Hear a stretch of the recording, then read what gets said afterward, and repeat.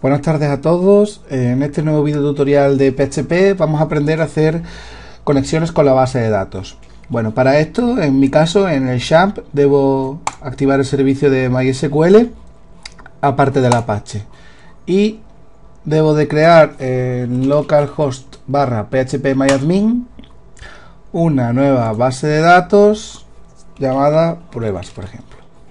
La creamos, ya la tenemos aquí y la seleccionamos. Bien, ya estamos aquí. Esto lo hemos hecho todo con el phpMyAdmin. Como veis, podemos crear una nueva tabla aquí, el nombre de la tabla, le decimos las columnas y tal, y también lo podemos hacer mediante PHP. Bueno, vamos a ver los comandos más usuales que se suelen usar para conectar e interactuar con la base de datos. Bien, tenemos MySQL Connect, que lleva 3 parámetros dentro, que sirve para conectar con el servidor de base de datos. Tenemos MySQL SelectDB, este solo tiene un parámetro y sirve para conectar, o bueno, mejor dicho, seleccionar la base de datos deseada. MySQL Query, con un parámetro que haría una consulta.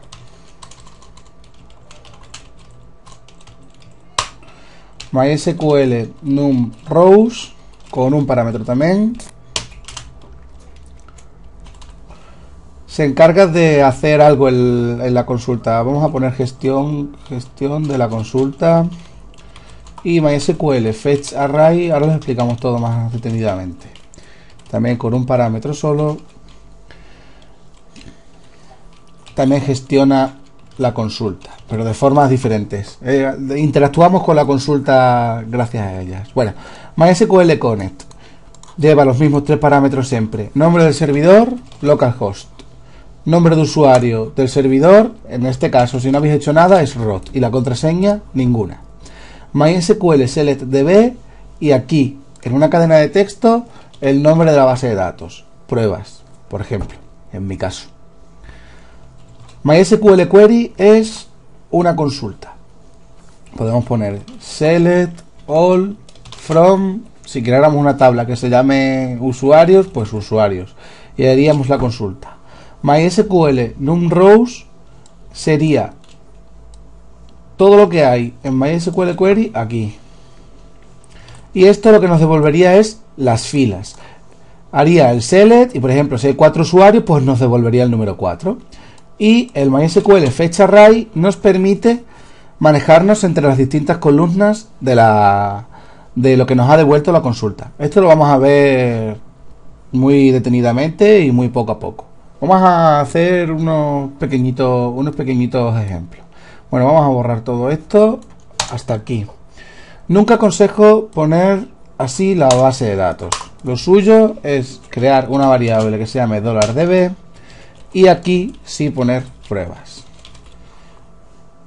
Y ahora aquí pues $db. Y entonces así lo tenemos mucho más depurado, tal es así que lo único que tenemos que hacer es cambiarle el valor a la variable db cuando queramos cambiar de base de datos. Bueno, para la consulta lo mismo, MySQL Query, meter dentro el CL, el create table, todo, yo no lo aconsejo. Yo prefiero crear una variable que se llame $query, $consulta, como lo queramos llamar, no importa el nombre. Y aquí dentro meteríamos la consulta. En mi caso, vamos a crear una tabla. Create table usuarios. Si no entendéis SQL, entonces tendremos un pequeño problemita aquí. Intentaré hacer tutoriales de consultas SQL, lo que pasa es que SQL es demasiado extenso y prefiero terminar un poco antes PHP y luego después enseñar las consultas a las bases de datos. Bueno, crearíamos un ID de usuario que va a ser de tipo chart, por ejemplo, de 10, como si fuera el DNI, o de 9, perdón, como si fuera el DNI. Y una password, una contraseña, que es un char de 40. Una vez hecho esto, primary key, Estos son todos comandos. Esto es una consulta en la base de datos lo que estoy haciendo, ¿eh? Esto es con lo mismo que venir aquí a SQL y poner aquí la consulta. De hecho, veréis que vamos a crear dos tablas, una por un lado y otra por otra, y veréis que hacemos lo mismo. Primary key, id. Bien, ya tenemos la consulta y ahora MySQL query $query, o bueno, vamos a ponerlo, a lo mejor lo entendéis mejor así, $consulta. Si nosotros nos venimos a ejecutar este script aquí, nosotros automáticamente al ejecutarlo, si todo está correctamente hecho, no habéis visto ningún mensaje, no habéis visto nada, obviamente, no hay ningún eco por ningún lado, pero ahora al actualizar aquí ya se nos ha creado una tabla que se llama usuarios, y si entramos dentro de usuarios, veis que está ID con un char de 9 y password con un char de 40. No hemos elegido cotejamiento ni nada para no hacerlo más largo. Como le hemos dicho que el ID es clave, nos ha puesto que no puede ser nulo. El otro nos ha puesto por defecto que sí es null. Lo podríamos especificar aquí. Esto ya depende todo del SQL. Si por ejemplo vamos a hacer una prueba, vamos a hacer un eco a $consulta y vamos a borrar esto para que vosotros entendáis lo que hace esto en realidad. Si yo cojo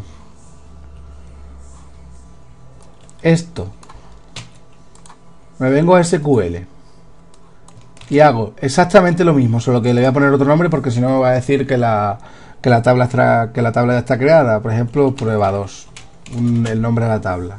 Continuar. Veréis que es exactamente lo mismo. Me ha creado la misma tabla, me lo ha hecho todo exactamente igual.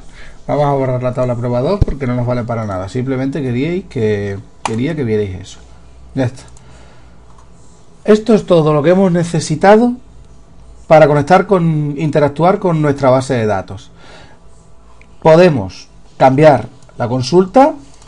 Vamos a, por ejemplo, insertar un registro. En lugar de hacer esto, quitamos y la consulta sea insert into usuarios.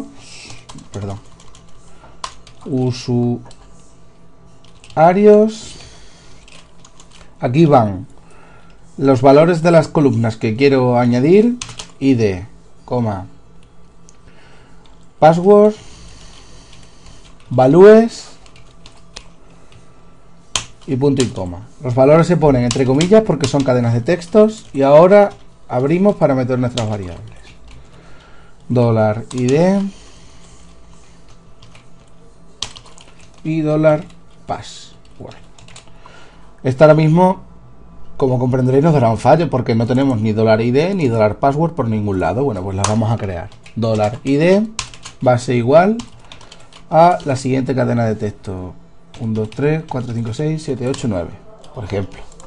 Y $password, y aquí viene un truquito muy bueno. Vamos a hacer una encriptación. Una encriptación que es el SHA-1 y que siempre va a tener 40 caracteres. Siempre, da igual el tamaño de nuestra contraseña. Ya veréis cómo queda cifrado y queda muy bonito. Para cifrarlo, SHA-1 y dentro de los paréntesis lo que queramos traducir, por así decirlo. Vídeo tutos gratis.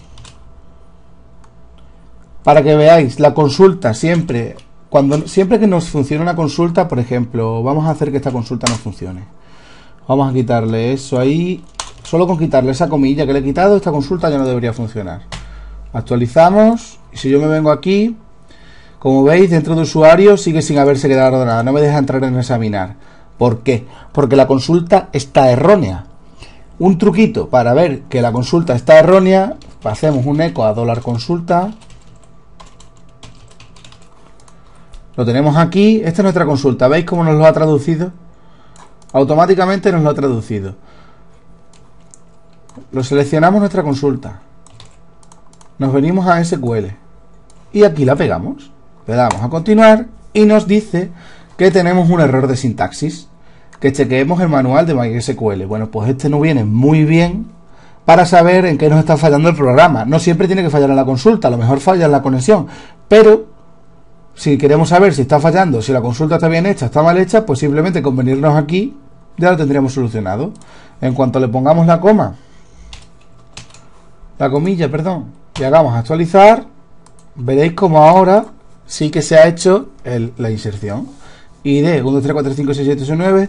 Los que entendáis de SQL y veáis que he metido solo los números y diréis, bueno, pues entonces ¿para qué sirve un char? Bueno, en principio está hecho para que meta el usuario el DNI y lleva la letra C, no solo campos de tipo entero. Y aquí veis cómo se ha traducido la contraseña. Esto es irreversible en principio, solo lo puede hacer el que haya puesto la contraseña.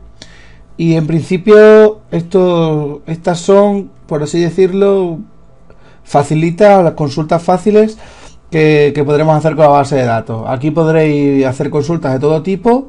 Como veis, hemos hecho consultas de siempre insertar cosas en la base de datos. Ahora en el siguiente tutorial vamos a hacer consultas para seleccionar cosas en la base de datos y para borrar cosas en la base de datos. Bueno, pues esto ha sido todo y nos vemos en el siguiente vídeo.